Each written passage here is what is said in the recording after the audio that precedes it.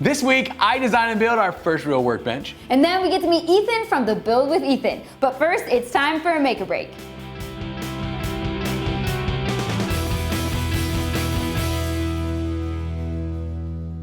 Hey guys, welcome back to Make or Break, where we share our favorite maker videos of the week and then challenge ourselves to build a project of our own. I'm Sarah. And I'm Rob, and this week I set out to build a workbench and outfeed table for our Milwaukee M18 Table Saw. And it's huge. So big, I had to break this up into 2 episodes. Today, I designed the bench and build the frame.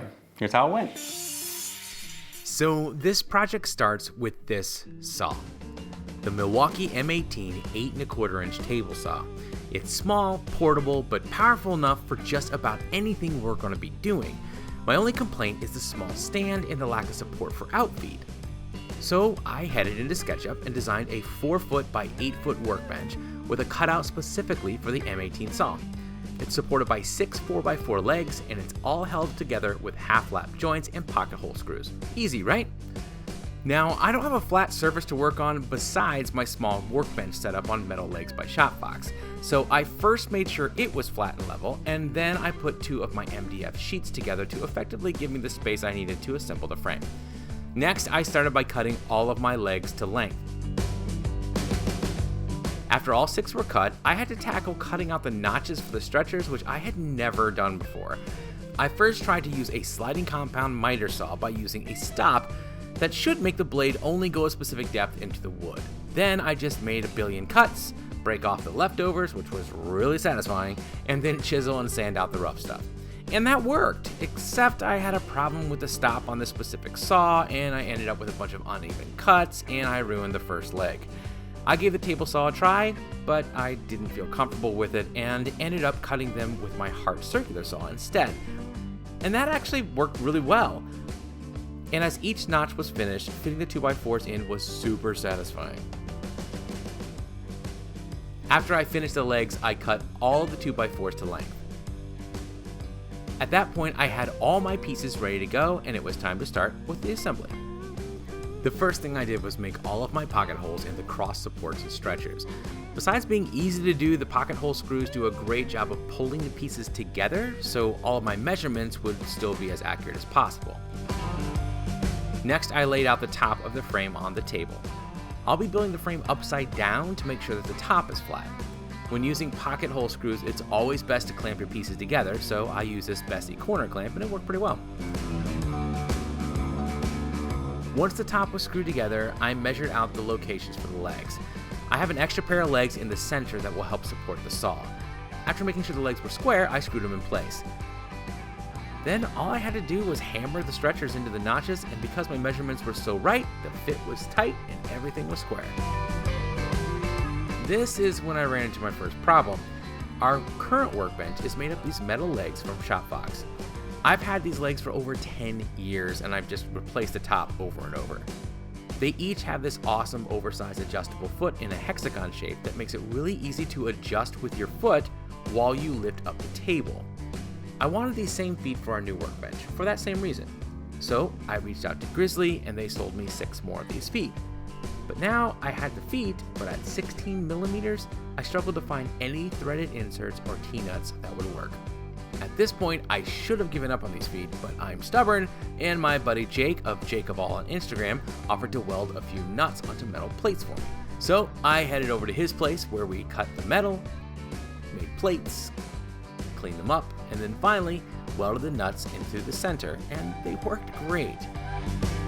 Now, this whole thing set me back quite a bit, so you're gonna have to wait until next week when I figure out how to make a 3-inch thick MDF top and get the saw fit perfectly in place.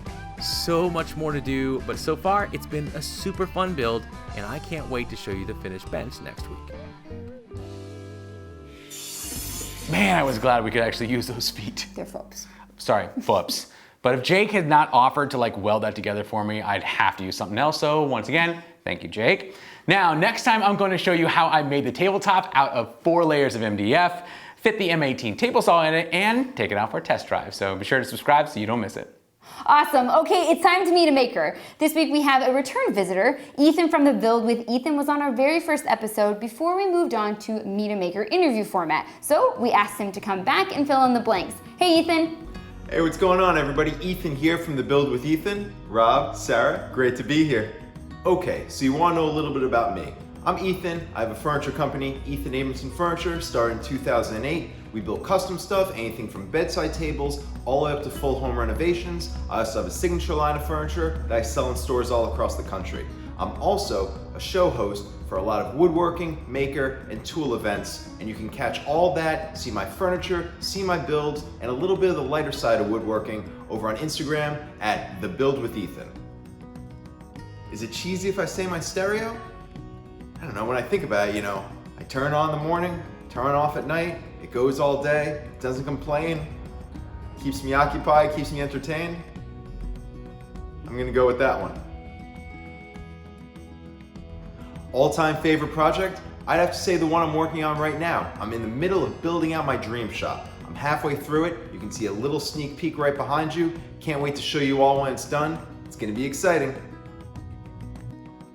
Let's see here. You're probably gonna have to cut me off. Beaver Creek Customs, John Dawson, Maker Wash Co., Ugly Duckling DIY, Eye in the Detail, Beauty in the Bolt, Made by Mary Lou, Bevelage Creations. So what do I got going on right now? A lot. I got building out the shop. I'm working on my quarantine hair, building out a new storefront for my furniture, still running a full-time furniture company. You can catch all the other stuff that I'm doing at The Build with Ethan. Definitely check it out, learn a few things, maybe have a few laughs. It's a good time.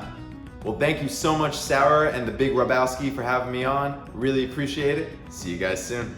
I love that guy. We were fortunate enough to meet him last November and visit his shop in New York, which was amazing, but that new one looks even better. Do you suppose we could get an invite out to his new shop?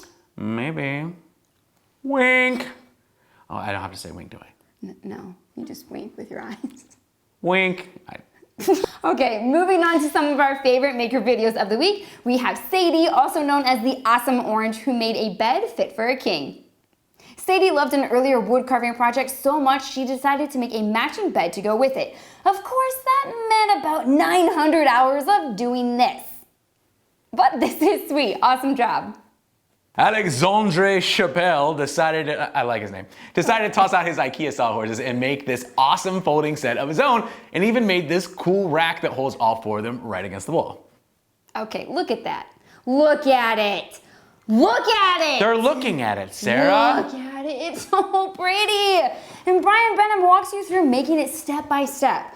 Unfortunately for me, he uses a bunch of big boy tools that we don't have yet. That's true, yet. All right, gang, that's all we've got. If you saw a maker video that should have been mentioned, do us a favor and link it in the comments below. If you link it, we'll watch it. That's right, and thanks to HART for sponsoring this episode and reminding us, of course, that we can build anything we can imagine if we do it with HART.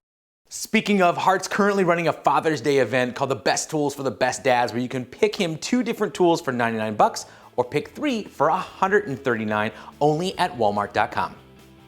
So be sure to like and subscribe so you don't miss a thing. All right, break's over. Let's make something.